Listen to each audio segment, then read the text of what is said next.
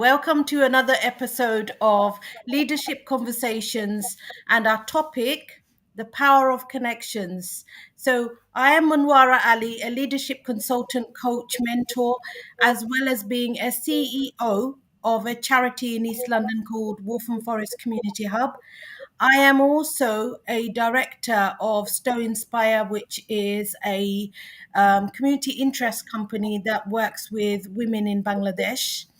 So today we are having another conversation. We're back on Saturdays as promised. Thank you to whoever's here. Do comment and give us feedback. Let us know what you take away. And with me is my wonderful friend, Lorlett. Over to you, Lorlett. Hello, everyone. Such a pleasure to be here again. I look forward to Saturday mornings. It's in my diary and I'm really excited. The comments and the feedback that people actually say, they enjoy being with us. I enjoy being with you too. So, for those of you who don't know me, my name is Lorlett Hudson and I'm the founder and CEO of One Hand Car Clap. And One Hand Car Clap is a Jamaican proverb meaning leadership, meaning collective responsibility and also mean connection as well because when you're connected to everyone around you, you get the support you want. Somebody say, yeah, I can help you with that because they recognize that you need that support. And the power of connection for me is very dear to my heart, and Monwara and I is a great example of connection because we met on LinkedIn, we met in person, and now we're actually collaborating on several things.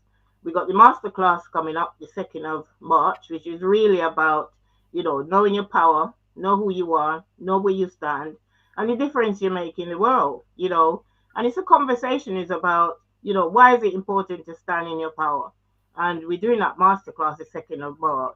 So for those of you, we're really looking forward to you coming and join us. And let's look at where you're not standing in your power. What does power mean for you? And if you had that power, what would it be like? So that's me in a nutshell. Back over to you, Monwara. Thank you, Lorlett. Wonderful. So excited about the masterclass as well on the 2nd of March.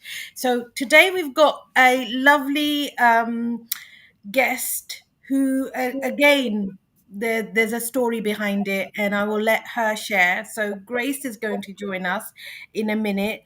So a little bit about Grace. So actually, I'll let her introduce herself because I would only be going by Grace's profile. So Grace should join us any minute now. Power of connections. Here we go. Hi, good morning. Hello, Grace. Good morning, everybody. Thank you for that lovely warm welcome, Monwara. Welcome, and grace our stage with doing us a favor of your wonderful introduction and your background, Grace. Hi, everybody. My name is Grace Moronfo. I am the director of a consultancy called Carbonado Consultancy. I set the company up recently. Actually, I set it up in September, and the company focuses on supporting businesses to deliver corporate social responsibility. And a lot of businesses understand that there's a mandate now that apart from profit, they should also focus on people and the planet. They should show how they're adding value in their communities. And it can be quite tricky. So what I do in my consulting is help them add value in their communities. And one of my passions is to get companies to focus on young people. So that's about my day-to-day business. But before I set up my company, I used to work for the Crown Prosecution Service. I worked for the CPS for over 30 years, and it was wonderful. That's why I learned about service. You don't really appreciate the responsibility you have to the community when you're working in the civil service. And in the CPS, I had a variety of roles and responsibilities through the 30 years. I've done also project management. I've done business assurance. I've done all sorts of things, consultancy work, internal audit. But my biggest passion was the vulnerable communities that we serve, whether it's victims, witnesses, or defendants who can't get their head around the complexity of the criminal justice system. Has always been my passion. So I did that for many years. I'm also the non-executive director for Loughborough University Students' Union, which is a wonderful charity that supports students at Loughborough University. I'm also on the advisory board of a wonderful women's network called the Sister Sister Network. So I try to do a lot of different things, but really Carbonado is my main focus at the moment. So I hope that serves as a brief introduction about who I am and what I'm about. Wonderful. I wouldn't have remembered. And Carbonado sounds really, really interesting, you know. It actually means black diamond. That's what Carbonado means. It's a black diamond. It's a scientific word. Oh, But I think wow. for black diamond, I think it's important because to emphasize the race dimension, you know, the fact that I'm a black woman, I'm setting up a business, and I want companies to understand that all of my service encompasses the totality of our communities, to try and make sure that even the race dimension is important as well, to be honest. Mm. Mhm. Lorlett, you want to ask Grace? I think the CPS journey sounds really interesting, but Lorlett, I'll hand over to you in case you've got specific questions. Yeah, so one of the questions we asked everyone who comes on this talk with us, it's really, tell us the mountain that you've climbed to get to where you need to get to. And to give you an example, my mountain around perseverance, was my driving lessons. And I share this every week. I passed my driving test for my seventh time. And it wasn't because I couldn't learn. It wasn't because I couldn't drive. It was basically, I didn't believe it was me driving the car, And so every time I go up for my test, the imposter syndrome actually kicks in, which tell me who you think you are. You can't drive. You're messing it up. Don't even bother. Get out the car, you idiot. you know. And so I believe it until one day when my driving instructor said to me, listen, I can't teach you anything else because you can drive. You just have to believe in yourself. And so I went out and I bought a car and I went out in the car by myself. Illegal, you know. So the police might come for me now, or many years later. But that was the only way I could actually learn to drive. And sometimes we have to know ourselves, what is it that makes us unique, what makes us different, and how we function, So not until I was able to put myself out there and take the risk and manage the risk and, being able to say, yeah, well, that's me. And sometimes it's in that risk that you find yourself. So what has been your biggest mountain, as Monwara coined that, tell us about the mountain you've climbed to get where you are right now. Well, Loretta, I just want to say that the driving thing is quite interesting because I failed my driving test 5 times as well before I eventually passed. And I think it's because I was a late learner as well. I was in my 30s before I started learning to drive. And I kept my probation sticker on for 2 years. Before I passed, I had to keep that, new driver on for 2 years before I felt confident enough to take it off. So I really appreciate, now I could drive in my sleep. But I understand exactly what you're saying. I think for me, the biggest hurdle I've had to overcome is my own low self-esteem, to be honest with you. I think my family background and the circumstances of my childhood made me feel I wasn't good enough. My parents got divorced when I was quite young, and I didn't see my dad. And it had a profound impact on the way I viewed myself, to be honest with you. And I think also as a woman, we're expected to serve. And that's something me and Monwara were discussing before we came online. We're expected to serve everybody else. So even throughout my career, I've always been eager to please, eager to support other people's journeys, to be totally honest with you. And I think the biggest hurdle I had to get over was the fact I was enough, I was good enough. And despite all of the evidence that showed I was fantastic in a lot of the things I did. I mean, I'll just give you a tiny example. when I was working for the CPS, I did the Prince 2, Prince 2 project management certification. I passed it I passed it. I got certified, but I wasn't given the opportunity to use it professionally. I didn't get a role which affected my self-esteem because I thought I've passed the exam, particularly when you see other people who didn't pass getting those roles without the certification that was supposedly required. It doesn't affect you. But what I did is I used the skills that I learned from the course to deliver my service even better. And it was only when I got to the point where I was applying for a particular promotion, I realized that I didn't have to wallow in that sense that I wasn't good enough, that actually I was absolutely brilliant. And it's only when I passed that hurdle, I was able to actually fulfill some of the aims and ambition I had for myself, which is part of the reason I left the CPS, to be honest, because I realized that I'd grown out of what I could do in that organization within the capacity in which I was limited to. So I hope that makes sense, Loretta. Yeah, definitely. The reality is in life is that the first thing you have to do, you have to get out of your own way. Even when you have a business, you outgrow that business and you have to get out of your way and recognizing that, you're no longer in the driving seat as such, and develop people around you to not come to you for everything, not micromanage, and understand. And you realize to yourself, I have to get out of my own way now and go and find something else to do.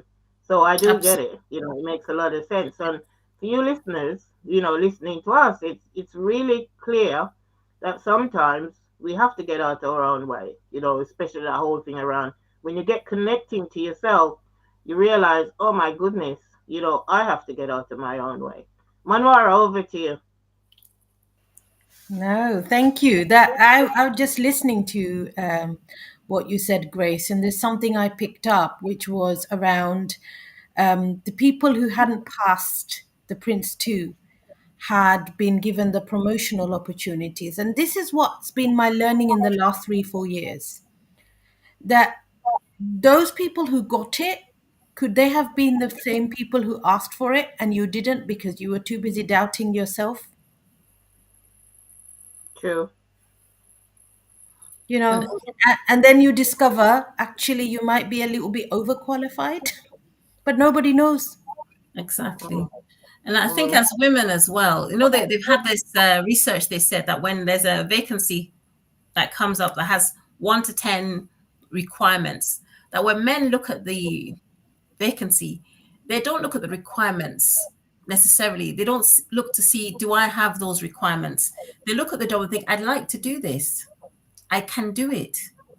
And they apply. Whereas women, when we get opportunities, we look down and think, oh, I can't do that. I haven't got enough experience on that. We put, like you were saying, Laura, we put ourselves in the way of opportunities. And what I've learned recently is not to do that, to actually look at a job the way a man does it. I like the sound of that job. I know I can do it. And I'm going to apply for it anyway. And at least try and explain how I could deliver that role, even though I haven't got 1 to 5 of the requirements, but I've got 6 to 7, and that's more than enough if they give me a chance. Having that mindset, I think, is very important, that you're entitled, the audacity to put yourself forward. Like, yes, I deserve this. I can do this.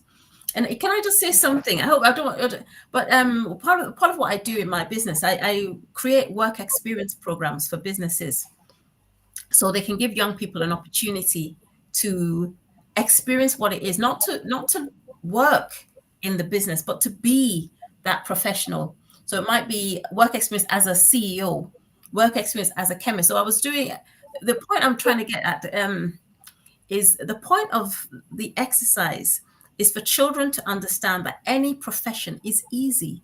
Whether you're a lawyer, a brain surgeon, once you know what you're doing, it's easy.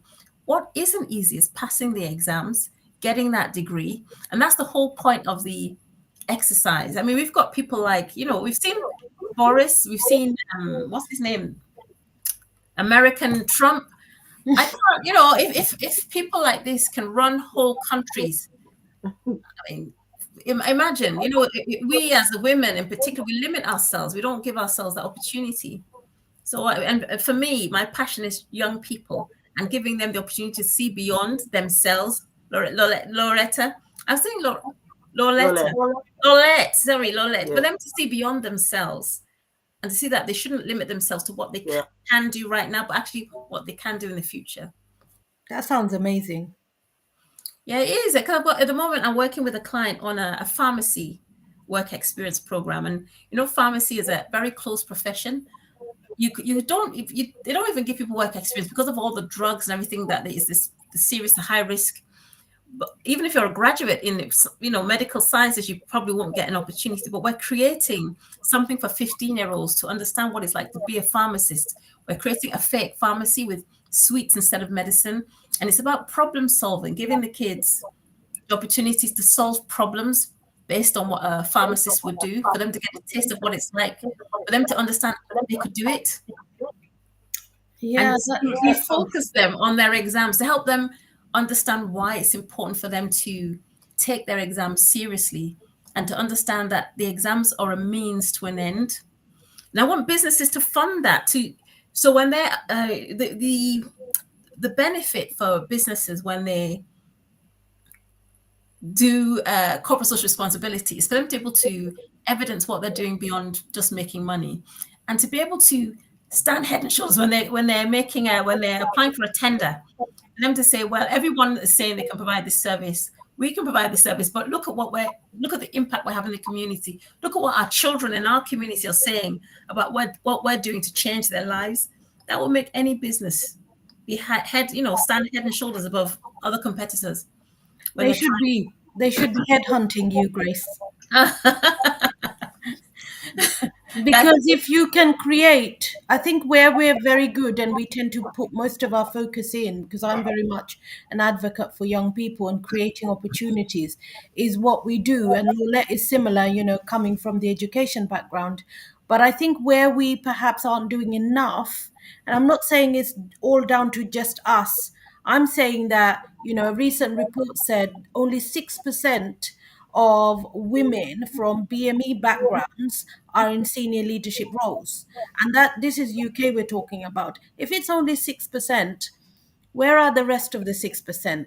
We are maybe some of them. Where are the rest of the 6%? Because they need to go to places where people actually do want to make change, but they don't know how to. But they need people like us because it's all about being creative and finding a new path that currently doesn't exist. exactly.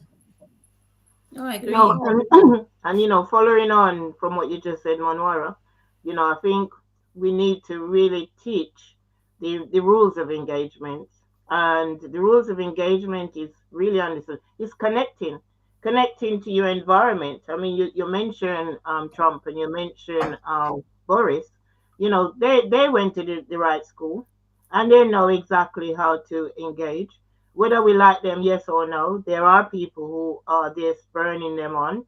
They see them as leaders. And the other thing that we don't teach enough of is mastering the art of leadership.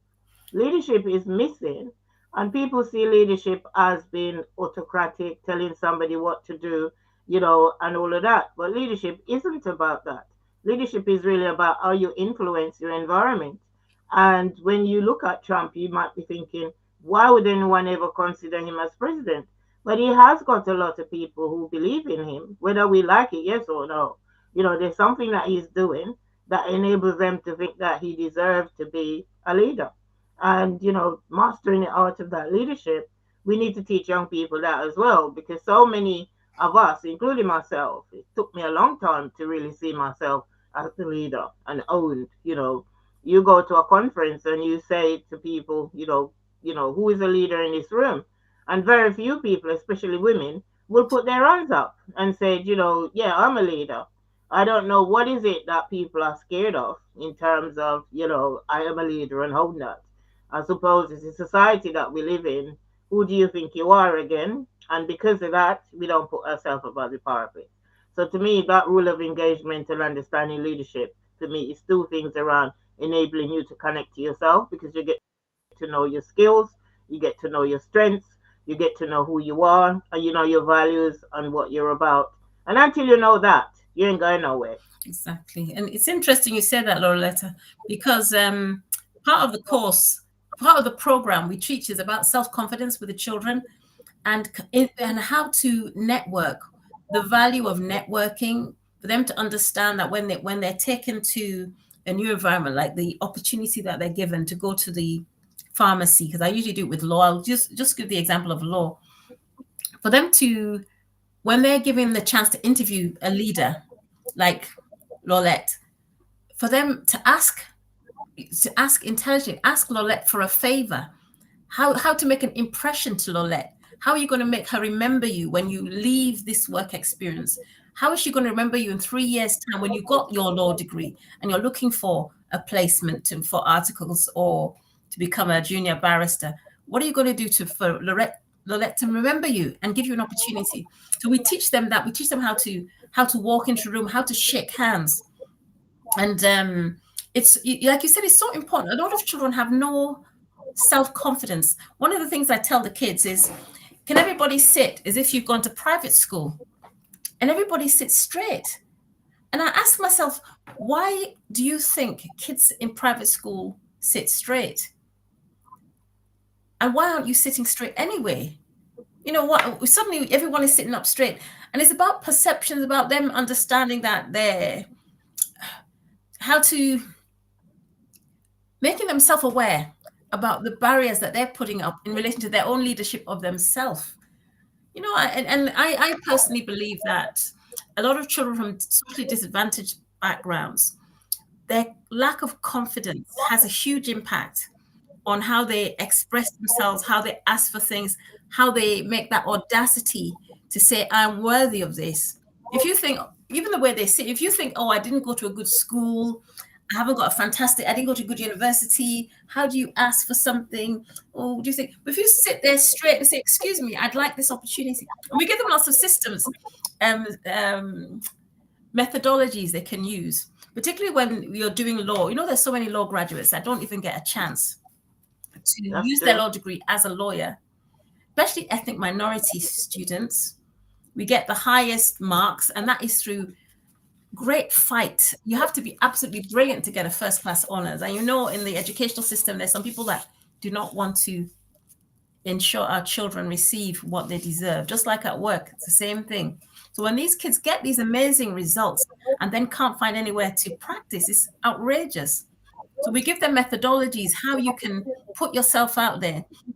I'm sorry for talking too much, but one of the ones I use is I tell the kids that people might not agree with me. I've had people who say they think it's outrageous. I said, find out where your local, this is for a child that is done their degree, can't find anyone to give them a chance, and you're that desperate. Find your local solicitor, that you research a firm that you think is really fantastic, and tell them, stake it out, find out who the partner is, find out what car they use. Then every morning, go there with a bucket and sponge. This is how focused you have to be, and wash. I'm just giving an example. Wash his car. They will tell you, get away from the car. Da, da, da. You go there every day and you wash that car. Eventually, the guy is going to come out and say, what is it that you want? And then you can ask. But if you think, well, no one's given me a chance, I applied, they all said no, you have to find other ways around the blockages, around the problems that are presented. So we kind of teach them all that kind of thing, because the stuff that you and your parents would have told you. I mean, I know when I was growing up, my parents were very specific about how you should present yourself. Make sure your shirt's tidy, make sure your hair's combed. So many children don't get that. And to me, it's heartbreaking that they don't even. One last thing I'm going to say, I remember when we run our work experience program in the CPS, some of the girls would come dressed as if they're going to a nightclub, because that was their best clothes. It was, imagine your best clothes is a boob tube, and those are clothes that they'd saved up the pennies themselves to buy. So you can imagine the kind of backgrounds they had, that was the best thing they had, that their parents let them leave the house for legal work experience, dressed as if they're going to a disco.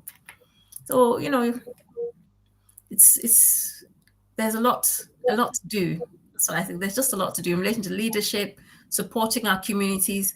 And it's not just, to be honest, it's not just Black ethnic minority children, children from a lot disadvantaged backgrounds generally, whether it's Gypsy, Roma, Traveler, working class children, children in care. There's a lot of neglect, and there's so much talent. I always tell people that when people pay for private school, you think you're going to private school because everybody there is clever. They're not clever, actually. Middle class people's children or people who private, they're not clever. But what makes the difference is the scholarship kids. The scholarship kids are the people that raise the bar in those schools, which is why they always have scholarship kids. Even though those kids are treated like dirt sometimes and made to feel unworthy, it's their brilliance and cleverness that raises the whole bar. Everybody wants to work as hard as them, beat them at what they're doing, whether it's mathematics. It's the scholarship kids that make the difference. And where do you get the scholarship kids? The children who were socially deprived. There's so many diamonds out there that need our support. So that's my view, that I have to just boost the children's confidence for them to see how brilliant they are despite their current situation, and show that we've got their back and we're going to do everything in our power to get them where they need to be. So yeah, that's me. No. I agree with you entirely. I agree with you entirely, Grace. That whole thing around the scholarship kids. It's the ones who are hungry. And in every society that you come across, it's the ones who are hungry who push themselves to go and climb that mountain. Because some people, they're born into a situation. And, as a child that came from Jamaica when I was 13, you have something to compare it to. And so, it pushes you. It pushes your competitive mindset. Because, again, it comes down to what I call the rules of engagement. What is it going to take? So when people come to me, potential clients come to me, the first thing, I want to earn more money. I want to get promoted. The first thing I ask, what is it going to take? Because you have to know what it's going to take. No point you're going to think, well, I want to be this. Yeah, who are you going to be? What is it going to take? What is it you need to do? What activities are you going to? It's not about a quick fix. It's about a commitment. When I tell people my coaching program is a year-long program, and people said, oh my goodness, why is it 12 months? I said, because it's a commitment. It's not a quick fix. Don't come to me thinking it's going to work overnight. No, it doesn't. Everything you want to do is perseverance. And I can imagine those scholarship kids in, those private schools. They know where they're coming from, and they don't want to go back there. So they're going to push themselves. But if you're born into that environment and know the rules of those environments, you're not going to push yourself as hard. Who is there to teach you? If you come from council estate, for example, not that there's anything wrong with council estate. There's all sorts of people living in a council estate. But it's the stigma attached to it. It's understanding who you are, what you're about, and what you believe in, and push yourself and understanding, as you rightly said. If it means, I think I saw somebody the other day, we're talking about, they wanted to get into the BBC, and they started off by just going there every morning, showing up, opening up the gates, making sure that the driver comes through, and keep on, good morning, good morning, good morning. And after a while, people get to know him. And then you got in with the cleaners, and then you got in with somebody else. So you have to know the rules of engagement. What does it take to get this? What is it going to take? So you might see someone, earning a lot of money. And with social media these days, you see people hiring their jets, they have their boats, they have their houses and everything else. But my first question is, what did it take in order to get there? So that's my piece. Back over to you, Monwara. That's a wonderful piece, Lorlett. I've been thinking the whole time, and I always do this. When I connect with someone, I wonder why.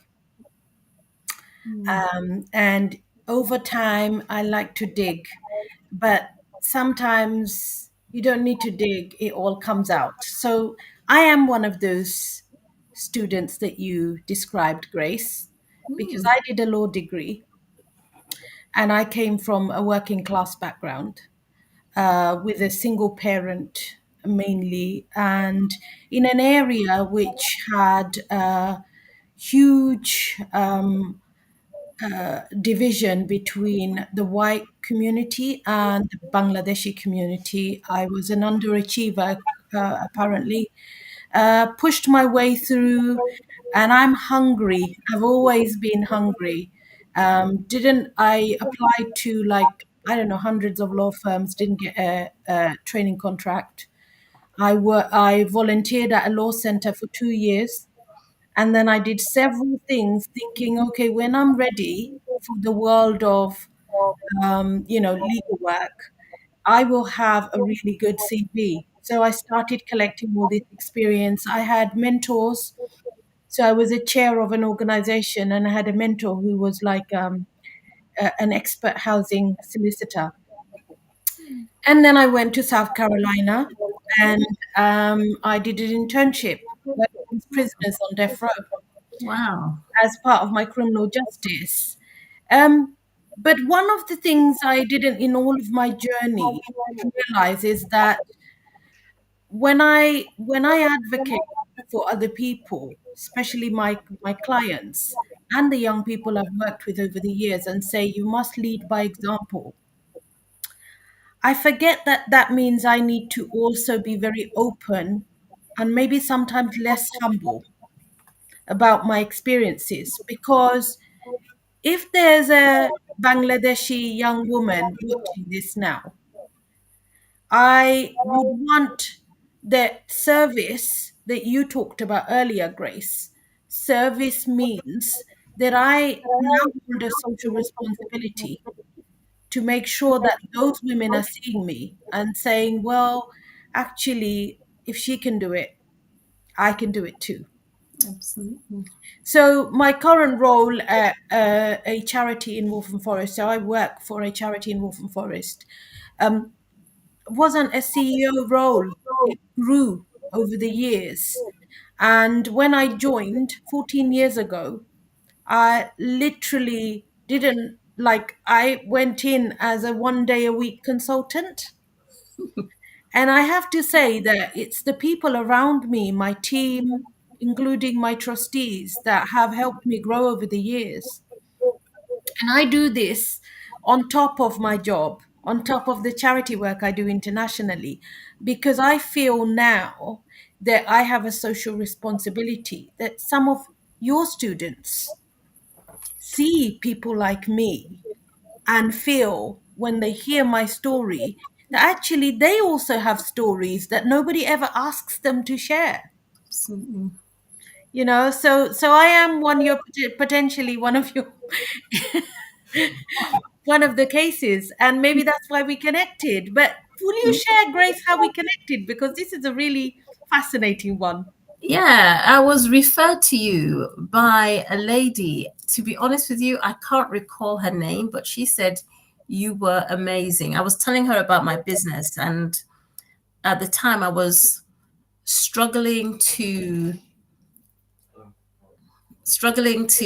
get it where I thought it should be at the time. I just started it, and I thought I should be earning millions by now and changing everybody's lives. So I was a bit disappointed and disheartened. But they said, "Oh, speak to Monwara because she was an expert in looking at a business and then reimagining the strategy and delivery of it. So, and she'll be able to kind of help you be more clearer about what it is you're selling at the time." So I reached out. And Monwara, one thing about connections as well, I think we take for granted. A lot of people don't respond properly, I think, to people reaching out. Personally, when someone connects with me on LinkedIn or whatever, I think it's a great honor, personally, depending on what you're selling, of course. I'm selling myself. So when people reach out and connect, I like to give them a little note or say hello. And Monwara is very much a woman of my own spirit. When I connect, I didn't know her from Adam. I connected and she was so warm. Her response was lovely. So I immediately felt comfortable and we developed a rapport. Life is very short. We all have power to have an impact on other people. Even you might think you're insignificant, but the way you say good morning to people in the morning, or the way you don't, has a big impact on people's lives. So I am a great believer of that. And that's how I met Monwara. And I didn't actually ask her for the help because I wasn't sure how to ask. I'm going to do it later. But at the time, I didn't, I thought I had to find an opportunity to ask for her support. And here I am now, sharing my journey. So I think she's wonderful. I think reaching out to people, being open, being humble as well is important because you reach out to people. I remember I'm not going to mention it, but I reached out to somebody who was quite important in some company, and I was shocked that they responded. I was really touched that they responded very warmly back. And you think when if people are busy, there's some people that would not respond at all. Think, well, why bother connecting if you don't want to make a connection with a person? But yeah, I just think it's very important, and that's how we met, wasn't it, Monwara? Wonderful. Yes, yes, yes. I think it's really important for our viewers to understand because, some people hate social media. I deliberately choose to be on LinkedIn because I just find it a wonderful platform. But also the whole connecting thing, Lorlett and I both are very, very passionate about the whole power of connection thing because leadership is that. How are you going to get to your next opportunity if you're not connecting, if you're not making the time to understand people and see where the connections? Because for me, most of my collaborations develop that way because the more you're talking, Grace, the more I'm learning about you, and I'm sure Lorlett is going to back me up on this one. But this is all about connections, and also you're young people, you're teaching them how to connect. Absolutely. No, it's true. And I think when one of the things as well about confidence and connecting, one of the things that we taught them when we're doing work experience in the Crown Prosecution Service was things like accent. A lot of young people, for example, might think, if you have a very posh accent, that you must have gone to a very excellent school or something. But actually, people put on voices. And it was wonderful for the children to speak to some of our lawyers who said they have very strong regional accents, but they have to change their accent sometimes so people can hear them clearly in court. And some of the kids were amazed because they thought because a person spoke, very in a particular way, they teach you to speak very slowly, and it gives you the impression you're very, very clever. There's so many techniques that you're taught when you're being a professional, but the kids really got it, and they realized that they didn't have to be kind of embarrassed about the way their accent and how they presented themselves right now, because there's opportunities to change and grow depending on the circumstances that presented themselves. Little things like that are all part of connections as well, because some people feel because of the way they speak or the way that or they can't connect with certain people.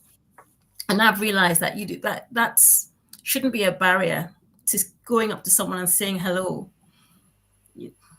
And Shouldn't be, but it is, isn't it? I mean, when I was trying to break my way into the legal profession, I used to stand in front of the mirror and practice. I did my LPC and I had to do bail applications in court.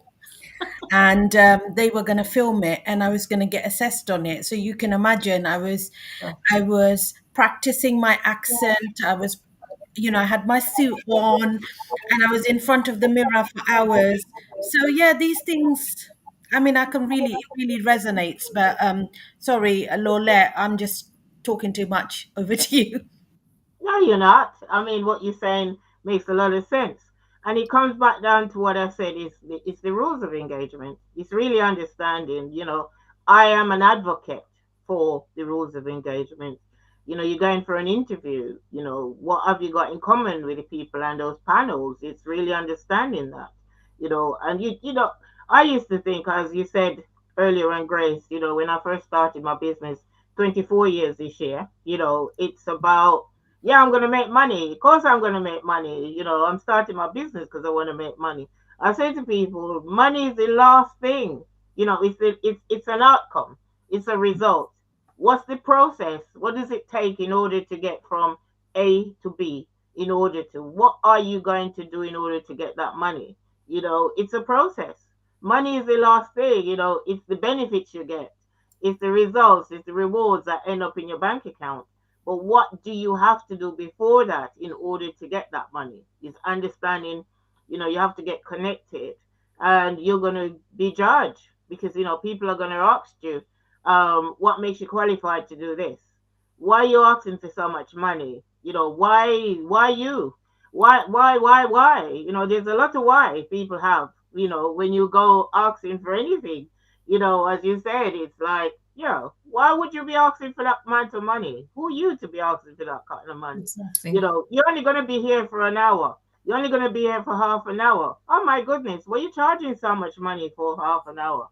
So, the rules of engagement, of understanding when you decide to start a business, there's going to be a lot of whys, people are going to have, because it's their biasness. It's who are you to be asking that.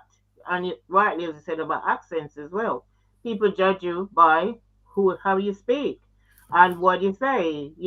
I'm a very proud Jamaican. And as far as I'm concerned, I speak my Jamaican patois. And I even, when I go and do a conference, I would say, you can't sit in a bucket and draw water at the same time. Meaning you have to get up, go out there and do what you need to do. It's action.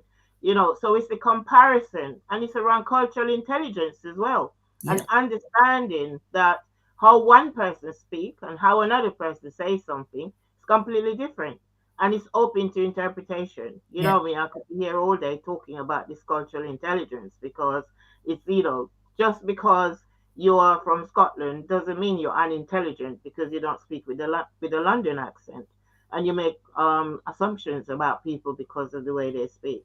Back over to you, Monwara. Hey, just to add on to that, when I was in America, the biggest cultural shock for me, Lorlett, was that sometimes I would call the operator for a cab, and I would ask, I need a cab, etc., taxi, and then the operator would ask me, if you don't mind, ma'am, where are you from? And I would, and for me that was such a great icebreaker. I would walk into the prison with the lawyer, and I was only an intern, and by the way, the British interns don't get as great benefits as the American interns. We're looked down, we don't know as much. That's the assumption. Mm. So when I was walking into prison with the lawyers, um, and I was introduced to someone like the clients I worked with, it always broke the ice, my accent and where I'm from, and I never took it personally. And this is the thing about being at a leadership level where you understand EDI from a different lens, is that when somebody asked me, where are you from?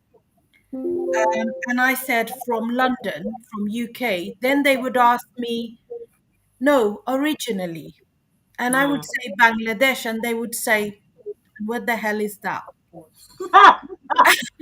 If you've ever been to South Carolina, the south of America, where most people haven't even gone outside their four walls, Mm. you tell them you're Asian, they say, but you don't have Asian eyes, because to them, Asian is the people who serve noodles, not Southeast. necessarily, yeah, not necessarily Asian like myself. Mm. So that was itself an icebreaker. And for me, maybe a lot of my understanding and um, consideration around EDI has come Mm. from those experiences, to realize that sometimes people ask questions because they genuinely don't know. It's not Yes. they have a problem with you or your skin color, whatever, or your cultural background. It's just curiosity. And I found, like, it always broke ice amongst the prisoners that I worked with. And it was a very, very interesting experience. I really threw myself in the very, very deep end there, Grace. Can you? I admire you for doing that. I went to a prison once in was part of my work in the CPS. The prison actually had a conference in the prison to try and open up, and I was absolutely terrified going through the doors. You know, they keep locking the doors. And after the conference went really well, met some of the prisoners. I didn't even know they were prisoners. I thought they were staff because they didn't wear uniform and stuff. But when I came out, I thought my nervousness was just me, but other people as well said they were very nervous going in. But it was a wonderful experience. The humanity of the prisoners is something that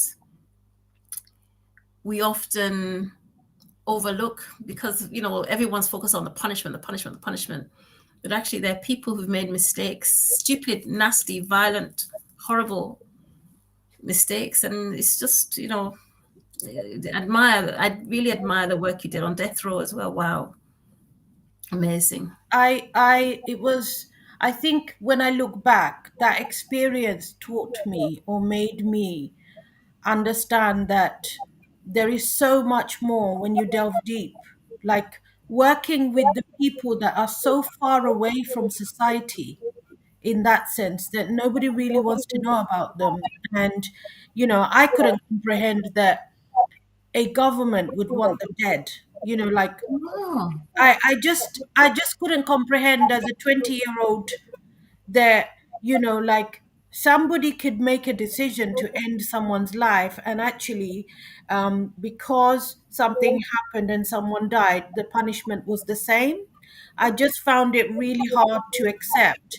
But so I found myself very hungry in that situation, or wanting to help those people because I spent time to get to know them. And I think the professor at my university wrote a really good, and I still have that document where he wrote his reasoning and how he decided who were the best people to go on those internships. Because I always wondered, why me? Why was I? Why was I selected at the age of 20? He must have seen something in me to you know, sort of allow me to have that experience. But you know, I had to save. It wasn't free. I had to save for that experience. It wasn't free at all. wow. I thought it was a package. No, American interns got a package, so they had their accommodation paid for. They also had like a weekly allowance. The British intern and my the young person, well at the time, Christina, she's a barrister now, but we both travelled from the UK. Christina was from Manchester, no Birmingham, sorry. We went together and we shared an apartment. So the best they did was a contribution towards the apartment, and that was it. But we were working with it was called the Center for Post Conviction Defender Organization. So they were working with people at post conviction level. Hmm. They're a charity, they couldn't afford to pay us. Yeah. It's So yeah, very, amazing. very interesting. But you've just dug into that. I wouldn't have shared it had you not talked about it. No, but and you know what breaks my heart? It makes me really cry all the time. I'm not even joking. Real tears. Is that all the people in prison? A lot of them, their trauma started as children. It's the neglect, the abuse, and lack of lack of a future that makes people take these terrible paths sometimes. And the fact we all have a responsibility to do something about it is what's really driving my passion to help young children as well, young people in secondary school who probably, I mean, some of the kids, for example, that we used to do work experience for, their ambition would be to be a childminder like their mum. That would be the pinnacle of their ambition for their lives. There's nothing wrong with being a childminder, but what we do is make sure by the time we finished, by the time they went on the course, they could understand that they could run a franchise of nurseries in the future, that they're not just limited to be a childminder, they could do anything. So And yeah. that is so true, Grace, because I remembered my first contract was working in schools with 20 boys, 20 black boys per se, that wasn't engaging with education effectively. I mean, that's my spin on it. They weren't disaffected, they weren't underperformers, they Yes. just wasn't engaging. And so if you're not giving people what is it that they want, then they become disengaged. And that applies to every aspect of society. If Absolutely. it's not tailored, if you go on a speaker at a conference and if you're not delivering things that the audience want to listen to, then they will become disengaged. And it's the same as education. You're delivering something and it's not for that individual, they're going to be disengaged. And so I thought to myself, what can I actually do? Because, you got these 12 black boys and they're setting them up for the pipeline. So the reality is, it's either from school to prison. So what is it going to take in order to? So I Exactly. designed breakfast clubs. That Oh, was 24 years ago. Breakfast club, which starts at 8 o'clock, which give them a space to really talk about what's going on for them and their aspirations. What is it they want to do? And the challenges. And one of the saddest things to me that I got from that breakfast club, many of them at home didn't have what I have, which is around sitting around a breakfast table and have a conversation about what's going on. In my home, that's what we did. We tell stories, you have conversation, you connect with people, the people in your life, your family. You have those connections. Table is not just about a table. A table is where your life story, your life skills, you get developed. You hear about things, you get to find out about things. And unfortunately, that is a dying art. People are not sitting around a breakfast table and have a conversation and talk about the rules of engagement because that's what you did around the breakfast table, the socialization around how society is structured. And we don't do that. So many of these young people didn't have a table at home, simple as it might seem. So I get it in understanding that it starts off from somewhere not knowing, and until somebody else come along like yourself, Grace and Monwara, which actually show people what's possible, you go around thinking this is normal. Like you said, these young people are thinking, yeah, I want to be a childminder like my mom or the people around me. Your aspiration is bigger than that. But unless you get the exposure, the education and the learning is not happening. You just think that's all there is. Me, I could sit here and talk all the day. So back to you, Manwara. I think all three of us can sit here and talk all day, but there's something you picked up on, Lorlett, very much around exposure, and that I'm going to bring us back to the whole inspiration thing and role modeling. um, because those young people that you work with, Lorlett and Grace, they need to see you as a role model for them to realize that what's possible might be more than just what I see mum doing or dad doing. Because I've always believed, part of my youth work training. So I went into youth work, by the way, long before law. And part of the reason why I went into youth work was, it was something that was on my doorstep. And the more I went into law, the more I got pulled into youth work. So I would say that inspiration is so important. And growing up, my own inspiration was my father figure. My father was my inspiration.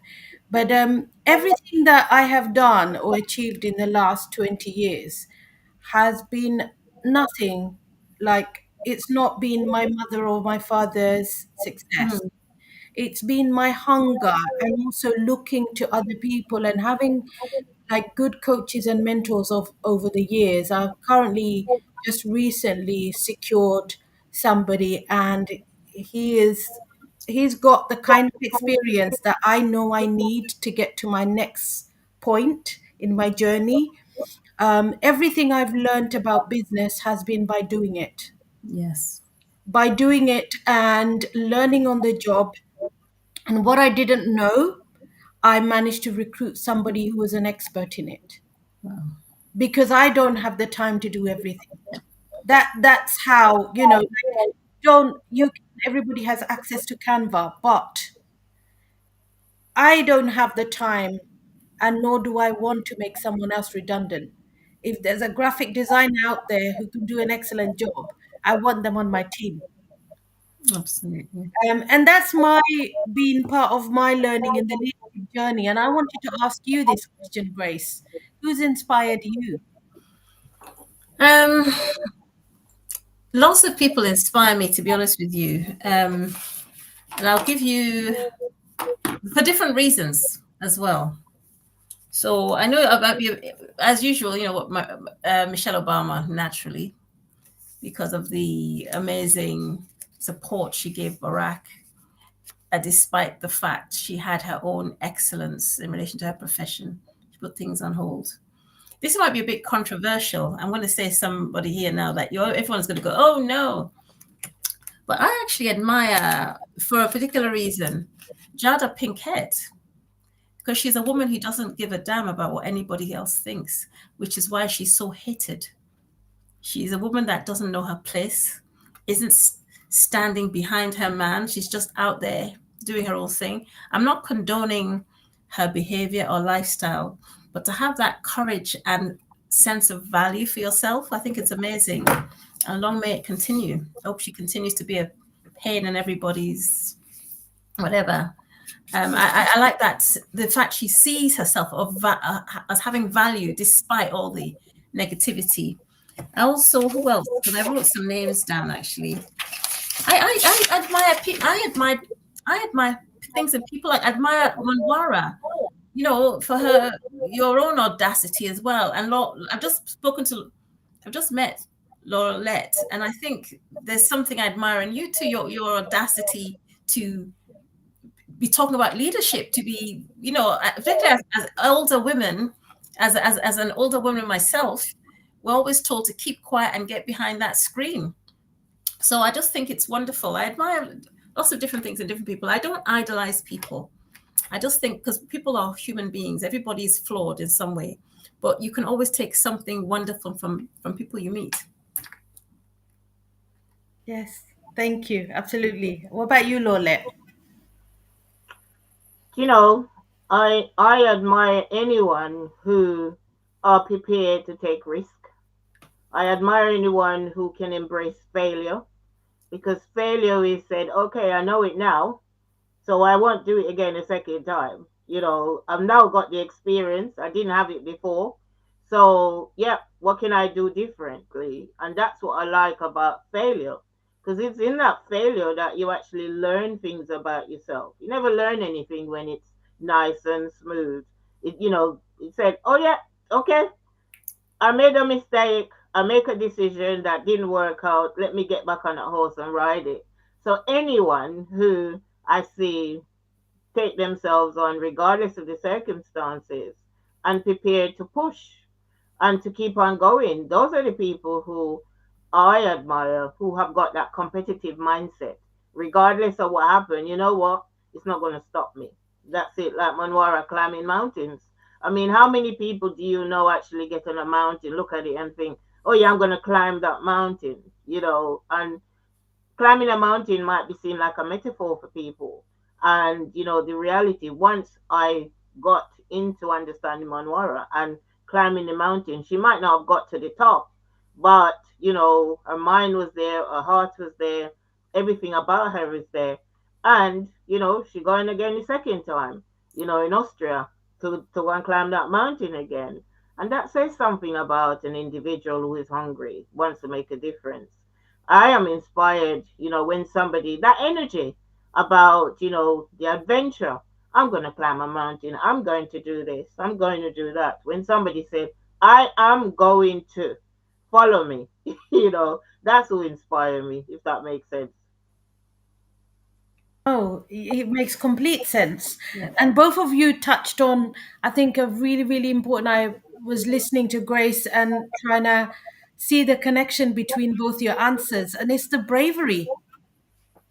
The bravery, because, I've always said this to people I've mentored. It's a balancing act, leadership.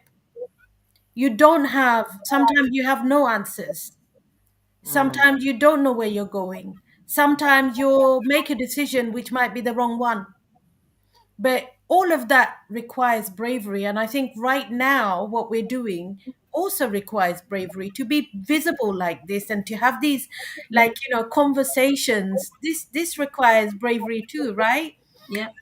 So my inspiration, and when I was reflecting 3 years ago, I realized why I am the way I am. Because I think my inspiration was Mother Teresa. Don't laugh, right? Because I always thought, what does it take for a person to like just like give up on their entire life in the name of service? And maybe in some ways that had an impact on the kind of leader I became. Because, like you said, Grace, earlier, you touched on this right at the beginning, that we sometimes what happens is all we know is to serve, and we then don't learn to ask. And I think when realized that about me and who impacted me, and that might be Mother Teresa, for example, that maybe this is why I always thought when my team said, but Monwara, you have to ask us, or when my team said, you're doing too much, that in actually I wasn't listening. I wasn't listening to them because I'd been so inspired by somebody who I saw was like a true uh, personification of leadership. But I think I've had to change over the years because of that, but also the idea of like, remaining humble in, I know culturally, amongst the Bangladeshi community, more so in the villages in Bangladesh, a woman never leads from the front. Her job is to serve from behind, but it's almost like an unspoken thing that most women know. They're still guiding and leading, but they're doing it from the back, right? But then we live in a society where things are changing, the world is evolving. Yet, if we continue to still behave the way we were for the last 100 years, or 200 years, or 500 years, um, what about the next generation? Because they don't want that. So it's almost like we have to be forced, at our age, or even those who are ahead of me, to almost think like what the next generation is aspiring to and wants, and we must change our own behaviors so that we can then guide them, because we cannot be mentors. They're not going to choose us as mentors and coaches if we are going to behave the traditional way. So that's a point I want to make. But bravery is so important. No, you're absolutely right. I think things are really changing, and there's lots of mixed messages as well being given to women in particular. You mentioned the cultural issue in Bangladesh that women lead from behind. I think that's an international issue around the world. Even in the UK, subliminally, a good woman is an obedient, subservient woman. Even now in London 2024, subliminally, that is what a good woman is in everybody's eyes. So I think it's very challenging for women in particular to, particularly with the messages, you're told you have to be assertive, but then if you're assertive, you're called, you're called all sorts of names. And also, I think it's important to listen to family life. Society say that when a woman has children, she's ruined her career. She's not worthy of promotion. She's she wastes business time taking her children to the dentist and all this kind of stuff. Women are listening to this, and what are they doing? They're choosing not to have children. Now, I think society needs to reflect, especially the media, about the messages they're giving to their own young people, that women are now choosing, actually, do I really want to have kids now? I want to have value. And the value society is seeing is a childless woman is actually more value than a woman who takes time out to have children, without understanding that actually without children there's no society. So I just think the way things are going, particularly with the way the birth rate has dropped across Europe, across the Western world, we really have to rethink the messages we're telling our young people, our children, our boys as well. Like I said, things are changing very quickly. We need to be aware of that and the consequences of the changes and the messages. Thank you. That's a really important, it was almost like you followed on from my point, and that was such an important point to make. Also, that we need to be those examples for many of our mentees, and that's part of the reason why I do what I do on LinkedIn. It's Lorlett's point before, like when you make the impact, people will approach you. I don't do sales, but Mm, people see me and they say, okay, that woman, 30 years charity background, she knows a thing or two about business development. That woman knows about fundraising. Let me contact her. And same with Lorlett, having developed something that with your cards, Lorlett, as well as your retreat, it's yeah, the same concept, no, where people said to you you couldn't. But those are the examples young people need to see, absolutely. including you, Lole. Yeah, you say that you're not selling, but from the time you wake up in the morning, you are selling, you know, by the way you dress, by the way you speak, people buy into you. And that's where the influence come into it. You don't have to do anything. How often have you seen someone walking down the street and you look at them and thought, my goodness, are they well coordinated? Oh, they look so fabulous. They don't even see you, but you see them. And I can assure you, if you see them somewhere, you'd want to know about them. So we might think that we're not selling. Selling is the number one skill in everything we do. You might not trying to get anyone to buy anything off you, but people buy into you just by you being who you are and how you show up. You might decide to yourself this morning, Monwara, you're going to put on that scarf, for no reason at all, because you choose to. But the fundamental key thing is somebody else saw it and thought, oh, I want one of them.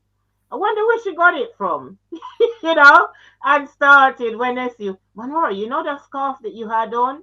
I want one of them. Where did you buy that?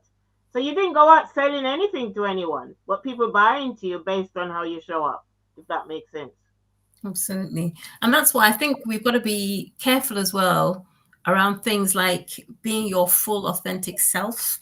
Yeah. I've always been concerned sometimes about the messaging there. And I understand it's about people being confident in their totality, but it's not about being aware of the business space or the space you want to be yourself, because we're all given different messages. I've always found that, especially from the Black community, we're told be your authentic self when you're going into a business setting.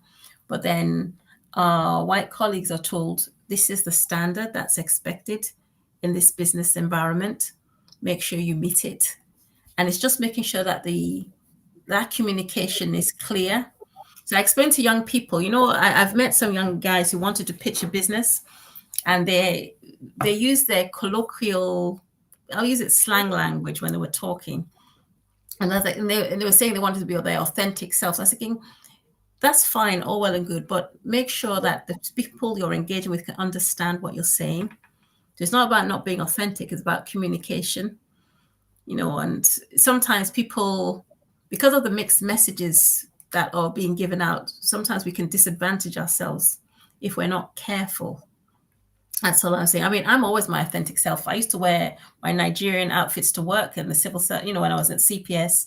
Everybody loved it. I mean, some of my colleagues would be horrified that, oh, how can you wear African clothes to work? Because I wear them to work. But I would tell them the civil service code actually says you can wear traditional clothes as long as you wear a full set. So you can wear a sari, but you can't put on a jeans and the sari. You've got to make sure it's a full set. But as long as you're confident in yourself, you can do that. And you can do it in a very high-powered business environment. But what you don't do is, wear half the outfit and, wear a straw hat on top. You've got to be complete. You know what I mean? So it's about this, but this is, I'm just talking about authenticity and being your full self and knowing the environment you're in when you present yourself. I And you're know. right, right? Sorry, You're Lole, right. you go. You're right. The superpower is all about communication. And when I talk about the scarf or whatever it is that you wear, you're communicating something all the time. and you go for an interview, for example. By the time you walk in that room, people already in that few seconds made the decision without even you speak somebody that they want to connect to, if that makes sense.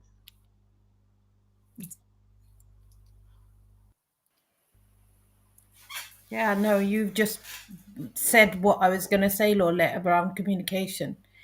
I'm also thinking that we have to, I guess it's a leadership thing, you've got to read the room. I know that's your thing, Lorlett. You and I talk about that, about reading the room and knowing where what is appropriate. You know, I think one of the things I didn't realize years ago in my other leadership roles was how important it is to be adaptable.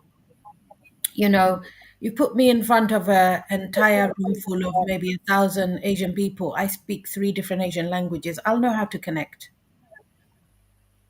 I will use language to connect. You can put me in a room of or like a big hall with youth, young people. Um, I won't use my language. I'll go and play a game of pool and make sure that I play the game in a way that engages others and it elicits some sort of reaction. That would be my way of connecting with young people, and youth work taught me that. So it's very much like, you mentioned Jada earlier, and like, we don't really know enough. Social media does have a way sometimes of amplifying things. Um, but I think of Jada as, I understand what little I hear. It kind of feels like you can be authentic, but like, you've got to be careful, like the environment you're in. Not every environment is going to require authenticity of a certain type. It is about thinking about the appropriateness of the situation, but most importantly, what Lorlett said, 100%, it's about communicating and how you Mm, communicate. mm, And don't forget, with Jada, I wasn't condoning her behavior. I was saying I admired her audacity, that she feels that she's of value to do what she wants. I'm not saying I agree with her behavior or their lifestyle No, at no, all. I completely got you. That's why I picked on bravery, because Yes. I think bravery is a really important aspect of leadership, because you have to be brave. I mean, I don't know if I can climb a mountain, but that's not going to stop me from trying. Exactly. Well, I think young people, and also, the thing about the social media, a lot of young people say they think like, I want to be a social media star, or what do they call them? Social media influencer. blogger. The blogger, aren't they? Or But what they something. don't appreciate is the pressure. Those people who are producing those, 1 billion views and everything, the pressure they're under to generate content day after day after day. A lot of them are having breakdowns or, but burning out or having to have a break from it.